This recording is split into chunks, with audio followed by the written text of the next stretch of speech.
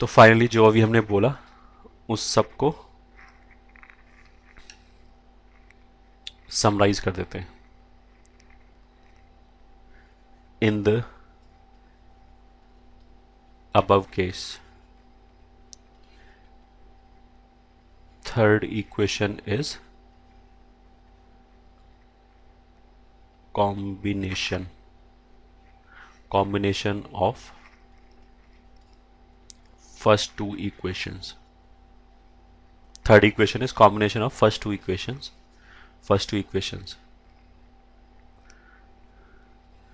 In this case, all common roots between, ये between लिखा हुआ है, ये ठीक है. In this case, all common roots between first two equations will also be roots of third equation. ये ठीक है. In this case, okay, हाँ. In this case, all the common roots between first two equations will also be roots of third equation.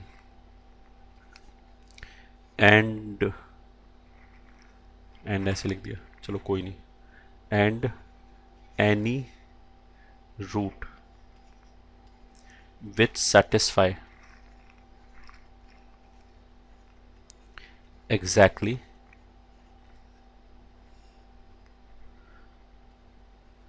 one of the any root which satisfy exactly one of the first two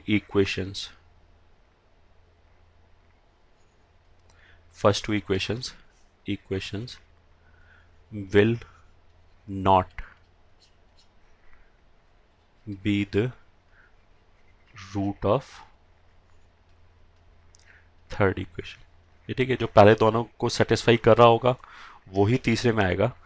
और अगर कोई root ऐसा है जो पहले दोनों में से एग्जैक्टली एक को सेटिस्फाई कर रहा है तो वो तीसरे का रूट नहीं हो सकता. ठीक है. और फिर हमने ये भी बोला था कि इसको बोलने का एक तरीका ये भी है कि अगर कोई भी रूट तीन में से दो इक्वेशन को सेटिस्फाई कर रहा है तो वो तीसरे को भी करेगा. तो हम इसको ऐसे बोल सकते हैं, that is if any root satisfies, that is if any root satisfies if any root satisfies two of the three given equations, then it will also satisfy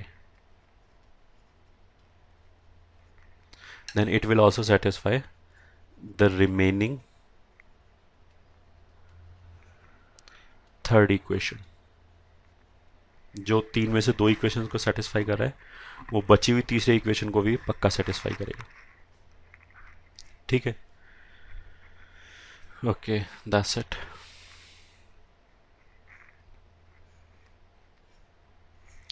ये तो हो गया, थ्योरेटिकल पार्ट हो गया. ठीक है. अब हम क्या डिस्कस करें, हम तो क्या बोलते हैं क्वाड्रेटिक में कॉमन रूट कंडीशन डिस्कस करें. तो अगेन मान लिया हमने late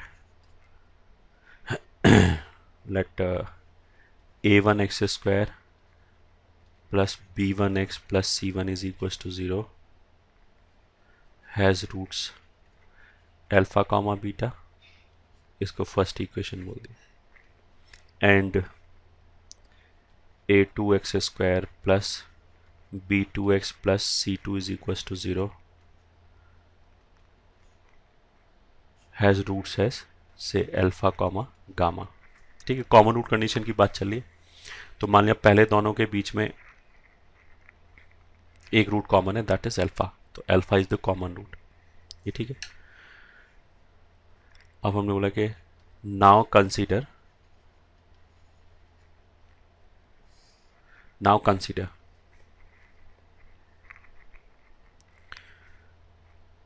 a2 times first equation minus a1 times second equation. मतलब पहली इक्वेशन को A2 से मल्टीप्लाई किया, दूसरी इक्वेशन को A1 से मल्टीप्लाई किया और घटा दिया, या हमने ऐसे बोला पहली इक्वेशन को A2 से मल्टीप्लाई किया, दूसरी इक्वेशन को -A1 से मल्टीप्लाई किया और ऐड कर दिया। तो उसका मतलब क्या है कि अब जो रिजल्टिंग इक्वेशन आएगा वो पहले दोनों इक्वेशन का कॉम्बिनेशन हो गया। ये ठीक है। अब ऐसा किया क्यों? एक्स स्क्वायर का टर्म हटाने के लिए। ये ठीक है, एक्स स्क्वायर हटाने के लिए यहाँ पे A2 मल्टीप्लाई कर दिया, यहाँ A1 मल्टीप्लाई कर दिया, कोफिशिएंट बराबर हो गया, घटा दिया। अपने आप करके देखना, एक्स स्क्वायर वाला टर्म तो खत्म ही हो जाएगा। एक्स के साथ क्या आ जाएगा? B1 A2 minus A1 B2, ये तो एक्स के साथ आ जाएगा, प्लस कांस्टेंट टर्म के साथ आ जाएगा A2 C1 minus C2 A1 is equal to 0। ये थर्ड इक्वेशन हो गया। अच्छा, थर्ड इक्वेशन है क्या? Sorry, third equation is nothing but combination of first two equations. ठीक है, तो अगर पहले दोनों इक्वेशंस के बीच में कोई भी कॉमन रूट है तो वो इसमें पक्का आना चाहिए। उसका मतलब क्या है कि पहले का रूट अगर अल्फा बीटा है और दूसरे का रूट अगर अल्फा गामा है तो इसका रूट भी अल्फा होना चाहिए। यहाँ तक ठीक है लॉजिकली। अब ये जो इक्वेशन है ये तो लीनियर इक्वेशन है, इसका तो एक ही रूट है, तो उसका मतलब क्या है कि जो भी रूट है वही अल्फा होना चाहिए। ठीक है, जो भी हमने बोला उसी को यहां लिख दिया लैंग्वेज में। Now as third equation is combination of first two equations, hence it should carry the common root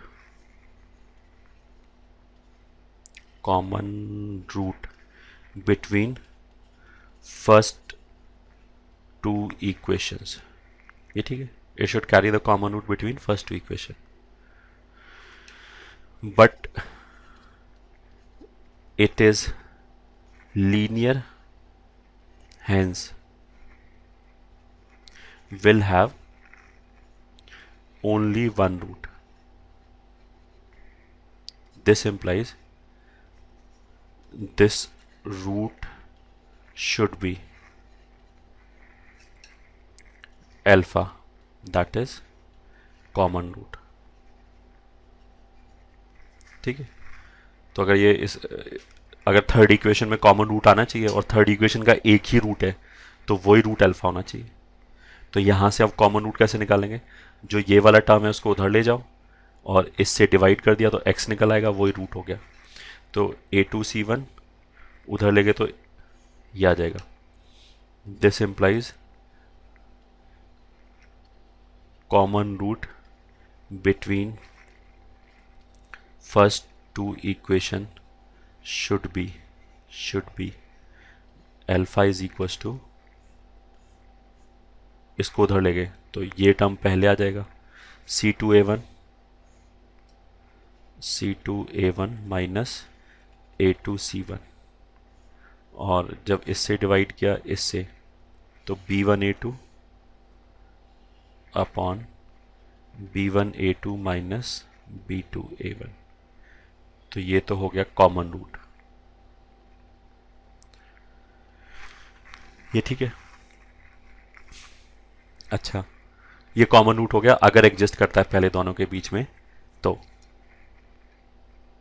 ठीक है, अब मान लिया कोई भी हमें दो क्वाड्रेटिक इक्वेशन लिखा हुआ है, कोई भी हमें दो क्वाड्रेटिक इक्वेशन दिया गया। अब आई कैन ऑलवेज डू कि एक्स स्क्वायर का टर्म में उड़ा दूं, जो अभी प्रोसीजर है वो ऐसे करके तो हमेशा उड़ा सकते हैं। तो उसका मतलब क्या है कि एक लीनियर इक्वेशन हम हमेशा ही ला सकते हैं।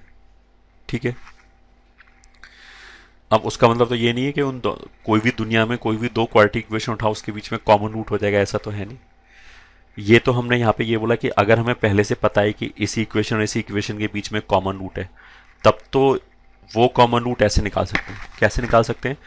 अगर हमें पता है, ऑलरेडी पता है कि पहले इक्वेशन और दूसरे इक्वेशन के बीच में कॉमन रूट है, तो हमने क्या किया, दोनों का वो कॉम्बिनेशन ले लिया जिसमें एक्स स्क्वायर ना आए, मतलब एक्स स्क्वायर के टर्म को एलिमिनेट कर दिया। ऐसा करने से जो लीनियर आएगा वहां से एक्स निकाल दिया, जो एक्स का वैल्यू आएगा वही कॉमन रूट आएगा।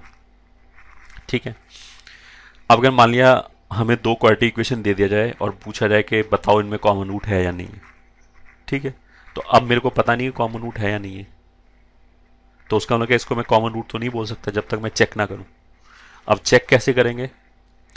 चेक हम ऐसे करेंगे कि हमने फिर भी वैसी प्रोसीजर वैसी किया, पहला इक्वेशन दूसरा इक्वेशन, इन दोनों में एक्स स्क्वायर उड़ा दिया, मतलब एलिमिनेट कर दिया, तो विल गेट तीसरा इक्वेशन।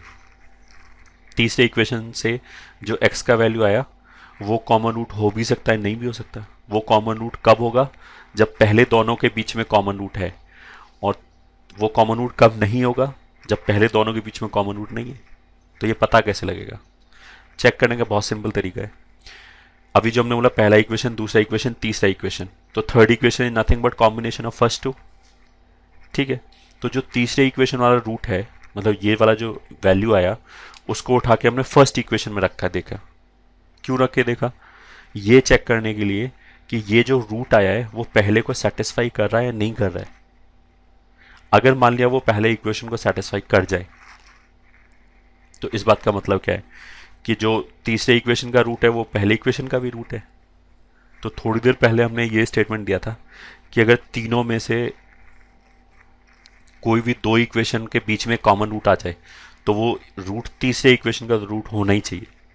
ये पक्की बात है। ठीक है, तो अब यहां से थ्योरी कंप्लीट हो जाएगा। अगर पहले दोनों इक्वेशंस के बीच में कॉमन रूट है तो वो तो ये रूट होना चाहिए जो स्क्रीन पे दिखाई दे रहा है।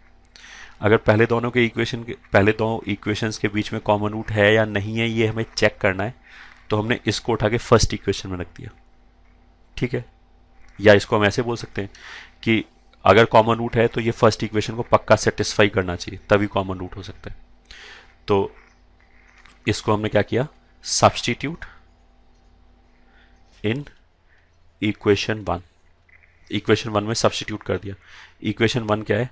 ए वन एक्स स्क्वायर, तो एक्स की जगह तो हम अल्फा रख रहे हैं, तो ऐसा आ जाएगा C two A one minus A two C one upon B one A two minus B two A one का होल स्क्वायर। क्या करें? ये जो अल्फा का वैल्यू आया है इसको जाके हम पहली इक्वेशन जो है इसमें सब्स्टिट्यूट करें। पहली इक्वेशन में कोई स्पेशलिटी नहीं है, दूसरे में रख सकते हो। बात वही है, वो दिखने में अलग लगेगा बट अगर हम पूरा सिंप्लीफाई कर दें तो सेम ही इक्वेशन आएगा। ये ठीक है, इसको पहले में रखा है प्लस क्या है? B one A one X square plus B one X, तो एक्स का वैल्यू तो ये हो जाएगा C two A one minus A two C one divided by B one A two minus B two A one plus C one बराबर zero. ये पहले equation में रख के ये हो गया। ये ठीक है, अगर ये सेटिस्फाई हो जाए तो उसका मतलब क्या है कि ये रूट पहले इक्वेशन का भी रूट है। उसका मतलब क्या होगा कि दोनों इक्वेशन के बीच में कॉमन रूट है और ये कॉमन रूट दिया हुआ है, ये लिखा हुआ है कॉमन रूट। अगर मान लिया ये जो लास्ट में ये जो इक्वेशन लिखा हुआ है ये अगर ये सेटिस्फाई ना हो तो उसका मतलब क्या है कि ये रूट पहले को सेटिस्फाई नहीं कर रहा है। उसका मतलब कि पहले और तीसरे इक्वेशन में कोई कॉमन रूट नहीं है। तो अगर पहले और तीसरे में नहीं है तो पहले और दूसरे में भी नहीं हो सकता। उसका मतलब क्या है? कॉमन रूट नहीं है दोनों इक्वेशंस के बीच में। ठीक है, तो फाइनली पहले फर्स्ट और सेकंड इक्वेशन के बीच में कॉमन रूट है या नहीं है वो कैसे पता लगेगा? ये कैलकुलेट करके देख लिया। अगर लेफ्ट हैंड साइड जीरो आ जाए तो उसका मतलब क्या ये सेटिस्फाई हो रहा है, और अगर लेफ्ट हैंड साइड जीरो ना आए तो मतलब ये सेटिस्फाई नहीं हो रहा है। अगर सेटिस्फाई हो रहा है तो कॉमन रूट होगा, अगर सेटिस्फाई नहीं हो रहा है तो कॉमन रूट नहीं होगा। तो this is nothing but common root condition. अगर ये कंडीशन सेटिस्फाई हो जाए तो कॉमन रूट है, अगर ये कंडीशन सेटिस्फाई ना हो तो कॉमन रूट नहीं है। ठीक है, अगर मैं इसको सिंप्लीफाई कर दें, मतलब क्रॉस मल्टीप्लाई कर दें, स्क्वायर स्क्वायर ओपन कर दें, तो यहाँ से भी अल्टीमेटली वही रिजल्ट आ जाएगा जो हमने पहले वाले तरीके में, जो प्रोसीजरल तरीका हमने लिखा था ना, हमने ऐसे बोलते कॉर्नर वाले एक तरफ लिख दिया उसको स्क्वायर कर दिया और बाकी जो दो कॉम्बिनेशन आएंगे वो आगे रख दिया। याद रखने के लिए ऐसे बोला था हमने। ठीक है, वो वाली चीज़ यहाँ से भी आ जाएगी अगर मैं इसको सिंप्लीफाई करूँ तो, क्योंकि वो भी कॉमन रूट कंडीशन था सेम इक्वेशंस के ऊपर, और ये भी उन्हीं दो इक्वेशंस के ऊपर कॉमन रूट कंडीशन है। ठीक है, ओके। अच्छा, अगर वो वाला कंडीशन मान लिया जो हमने पहले वाले प्रोसीजरल मेथड में बताया था, अगर वो याद नहीं हो रहा है तो इस वाले क्वेश्चन में, मतलब ये जो हमने प्रोसीजर किया है ऐसे भी कर सकते हो। क्योंकि इसमें कुछ याद करने की जरूरत ही नहीं है। तुम्हें तो सीधा सीधा क्या करना है कि एक्स स्क्वायर का टर्म उड़ाया, ऐसा करने से लीनियर इक्वेशन आ जाएगा, उस एक्स को उठा के वापस किसी भी इक्वेशन में रख दिया, चाहे पहले में चाहे दूसरे में, अपने आप कॉमन रूट कंडीशन आ जाएगा।